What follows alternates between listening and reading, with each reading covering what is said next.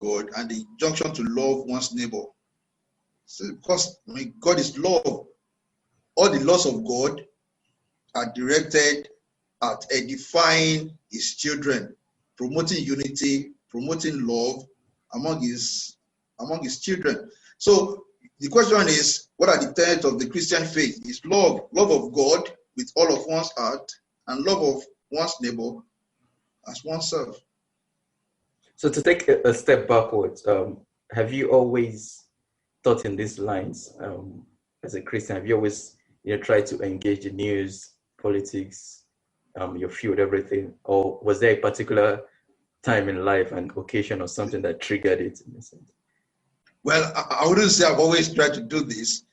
I've always been a Christian, and then I became a lawyer. Then naturally one would have some influences along the way that will then open one's mind to an issue that one thinks deserve one's attention. So along the way I started listening to a number of public commentators and preachers. I would say the most influential of all of them would be Dr. Albert Mohler. Is the president of the Southern Baptist Theological Seminary in the United States. So he has a program, in fact, called The Briefing, where he engages, to use that expression, with current affairs and tries to point people to the incongruities in the public space with the Christian faith. Again, so I'll call him an influence, and I would say that it was when I started listening to commentators such as himself that I also had developed a passion for this space, and not just a passion, but a concern as well. A concern. There is no way that anyone would look at what is going on in the West and not be alarmed. You have to be alarmed. Where is that society going? And then with the benefit of the history of the West, then what is happening becomes even more alarming. This is a society that was once, not Christian, but was clearly influenced by Christian principles. All the institutions in the West were built on Christian principles. In fact, they received common law from England that forms the base of our law in Nigeria as well. The common laws were built basically on Judeo-Christian principles. But now there seems to be a move to turn totally away from Christian principles, to deny even the relevance of Christianity, the relevance of God. And so once a society does that, the consequences will be swift. And the question I kept asking myself has been this: could this happen in Nigeria? Could this happen in Africa? Africa is known to be religious. I'm not advocating being religious for the sake of it. I know there are people who would say, well, Africa has been so religious, but what do we have to show for it? We have crimes and other. That's another question which I'm happy to address. But the question is it possible that we're going to get to a stage where our children as well would turn their back on the worship of Christ, and then the stage where practices and actions that are clearly condemned in the Bible would become the norm? Today in Nigeria, it is difficult for anybody to see such a future. We'll say, no, never in Nigeria. There can never become the norm in Nigeria that,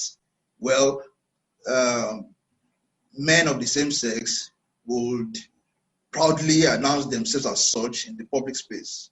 Some people say, no, that they cannot contemplate such a future in Nigeria. We have the churches, we have our culture, we have our tradition. No, it can never happen. But hey, there was a time in the West as well when it was not within reasonable contemplation that would become the norm, right? And you see, for people who think from a Christian worldview, it is, again, and I repeat it is not about discriminating against people who practice things that are not Christian or biblical. It's not that.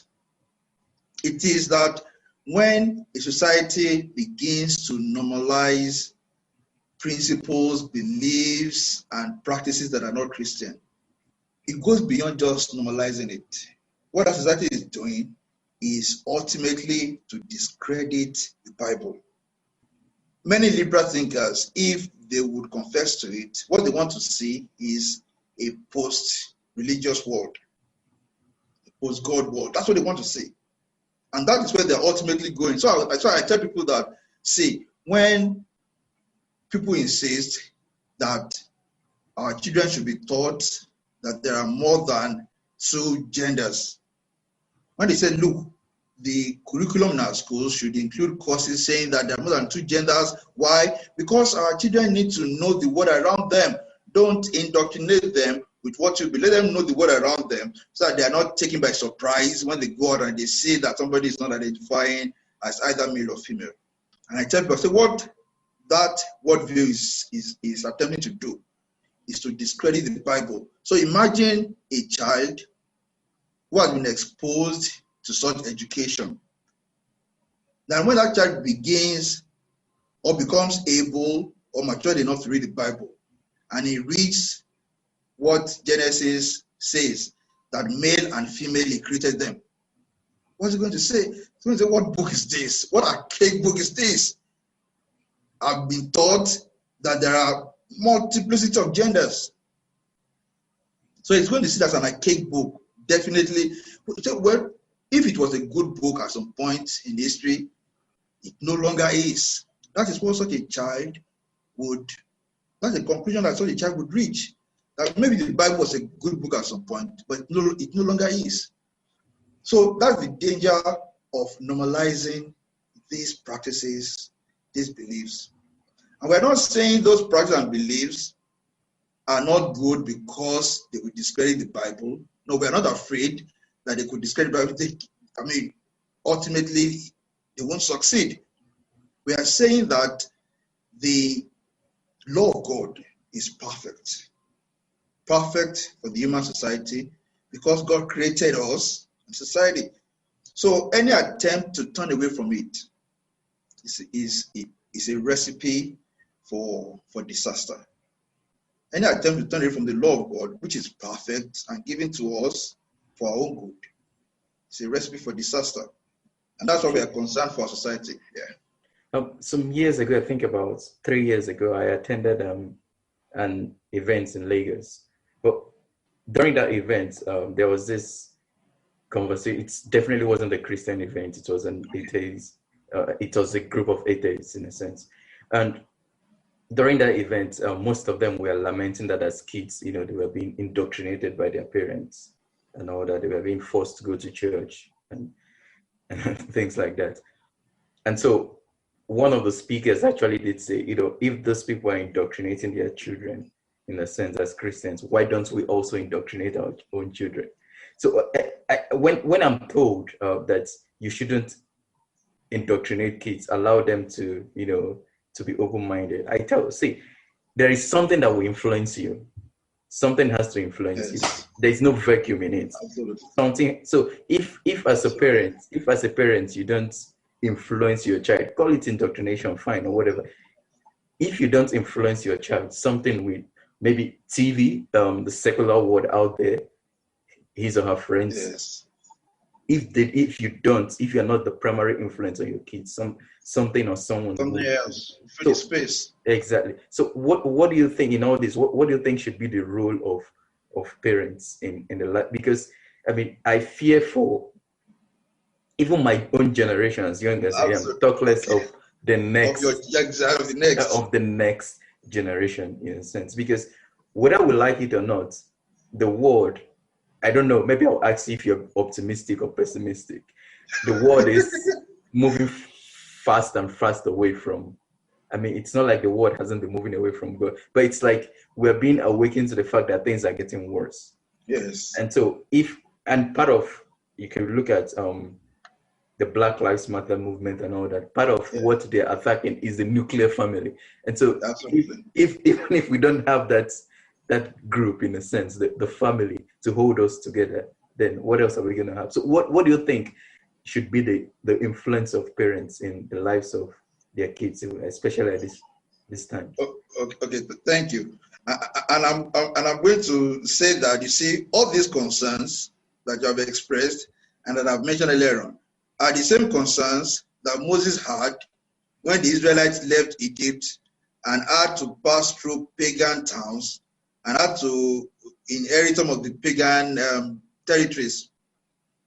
And I know this is not a Bible preaching platform, but I'm going to cite Deuteronomy 6:7, right, to tell you what the expectation is of Christian parents. This is what was said to the Israelites about the laws of God. It says 6:7, Deuteronomy 6:7, impress them on your children, talk about them when you sit at home and when you walk along the road, when you lie down and when you get up. That's what God expects from Christian parents. Another version says, repeat them again and again to your children. Talk about them when you are at home, when you're on the road, when you're going to bed, and when you're getting up. What does that tell us? The same thing you mentioned, because it was clear to Moses that if children are left as tabula rasa, empty slates, somebody is going to write on those slates. Something else will fill the space. And so he said, look, for your children, maybe you have seen what God has done for you. Maybe you have seen what is right. But to keep these in your society forever, let one generation impress it on the next, talking about it over and over and over and over again. So when they say that, look, you are teaching your children the Bible and telling them about this, what the Bible says, don't listen to that, you are indoctrinating them. My position is Christians should wear that garb with pride, with honor. Yes, I'm indoctrinating my children. That is the instruction of God. I mean, how do you explain that portion of the Bible? God wants us to indoctrinate our children with the laws of God. Why? Because there is the other side. There is the other side always trying to write things contrary to God's law on the hearts of the children. So the easiest way to calculate society is to say that parents don't owe the primary duty of raising the children. And if that sounds familiar, it is, because, in the West, we've been pushing that. It is not the parents' primary duty, it is the state that has the primary duty to educate children. It is not, from a biblical point of view, it is the parents who have the duty, a God-ordained duty, first to instill the law of God in the hearts of the children, and then trusting that they will not depart from it. So that's the role of the family. We cannot run away from it. We are called to indoctrinate our children in the way of God. We should not shy away from it. So practically speaking, just how do you think parents can do this? Well, practically speaking, is the most effective way is by laying a good example. As psychologists have told us over and over again, children learn more by watching, observing what their parents do. If a child observes that his parent or her parents are always prayerful, always talking about things from a godly perspective, he's going to grow up to at least have his interests ignited towards that area, basically. And then they now also teach. They talk about it, just as I read from that scriptural part. They talk about it. When any issue comes up, they talk about it, they laugh about it, but then they immediately point that child to the Bible and say, look, this is so funny, but you know there's something God said about it. Oh, what did God say? Oh, it was with when Moses met this, when Abraham did this. Oh, really? So the child begins to appreciate that all these things happen in the culture. They have passages from the Bible that shed more light on them, or that corrects what we have accepted as the norm. So I'll say first, the important thing is example, a godly example, a Christian example, and followed by teaching by having conversations with children,